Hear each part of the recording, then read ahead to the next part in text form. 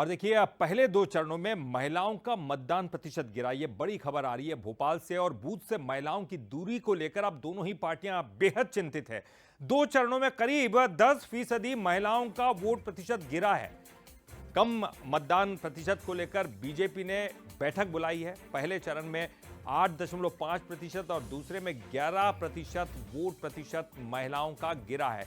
तो महिलाओं को बूथ तक लाना होगा। दोनों ही पार्टियां इस बात को लेकर कवायद में जुटी हुई है कि कैसे महिलाओं को बूथ तक लाया जाए। आखिर क्या वजह रही कि इन दोनों ही चरणों में मतदान प्रतिशत जो महिलाओं का रहा है वो गिरता चला गया है, और इसको लेकर अब दोनों ही पार्टियां चिंतित है। क्योंकि जो महिलाएं जो बीजेपी को वोट करती हैं उनके लिए बीजेपी चिंतित है कि उनको कैसे भी करके बाहर निकाला जाए। जो महिलाएं कांग्रेस की वोट बैंक है, कांग्रेस उनको लेकर चिंतित है कि किसी भी तरह से उन महिलाओं को बाहर निकाला जाए। इधर बीजेपी चुनाव प्रबंधन टोली की बैठक हुई। कम मतदान प्रतिशत को लेकर बैठक में मंथन किया गया। तीसरे चौथे चरण में और बेहतर प्रबंधन करने पर चर्चा की गई है। धार खरगोन में 7 मई को प्रधानमंत्री मोदी आएंगे। चुनाव प्रबंधन टोली की बैठक के बाद वीडी शर्मा का एक बयान सामने है। वीडी शर्मा ने दावा कर दिया है कि छिंदवाड़ा में भी हम जीत रहे हैं। कांग्रेस का जो कोर वोटर नाराज हैं। भारतीय जनता पार्टी के चुनाव प्रबंधन की बैठक,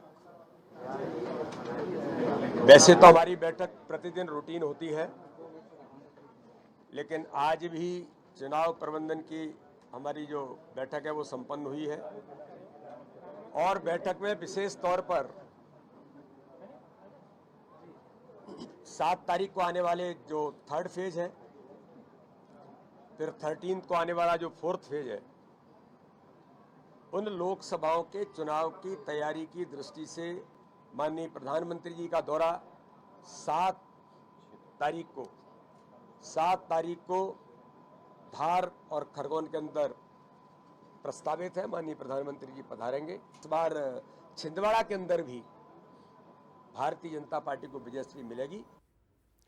और इस पर ज्यादा जानकारी के लिए हम बात करेंगे। हमारे साथ हमारे एग्जीक्यूटिव एडिटर मनोज सैनी जी जुड़ गए। मनोज जी, बीजेपी 2 स्टैंड में बात करती हुई यहां पर दिखाई दे रही है। बीजेपी एक तरफ तो ये कह रही है चूंकि कम मतदान हुआ इसको लेकर बैठक कर रही है, चिंतन मनन का दौर जारी है, लेकिन दूसरी तरफ ये भी दावा कर रही है कि ये जो कम मतदान प्रतिशत हुआ उसकी वजह से हुआ है क्योंकि कांग्रेस के वोटर्स कम निकले, यानी कि छिंदवाड़ा जीत का वो दावा भी कर रहे हैं।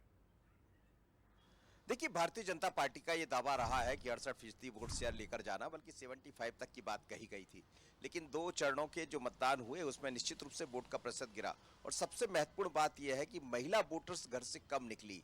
यानी महिलाओं का वोट का गिरने का मकसद भी यह है कि क्या वो भारतीय जनता पार्टी से दूर है या भारतीय जनता पार्टी को उसका नुकसान होगा।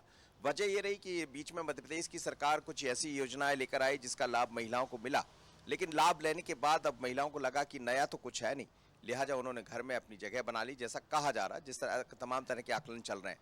पर बीजेपी के लिए चिंता बढ़ाने वाली बात है और ये कहा भी जा रहा है कुछ जगह से नींद भी उड़ी है।